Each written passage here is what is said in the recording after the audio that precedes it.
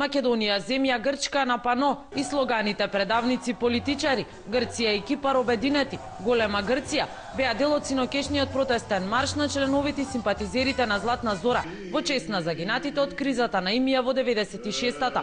Според грчките медиуми од 2 до 5.000, а според партијата 50.000 приврзаници на екстремната десница излегоа пред споменикот на загинатите, а во продолжение се упатија кон американската амбасада во Атина. На присутните им се обратија лидерот на партијата и пратеникот Илијас Касидиарис. Михајло Љакос потенцираше дека протестот не е за собирање гласови, целта на собирот не е политичка, туку национална.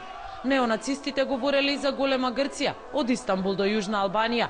Пред неколку дена пак пратеникот Панајотарос од парламентот порача дека повторно ќе го постават грчкото знаме на имија.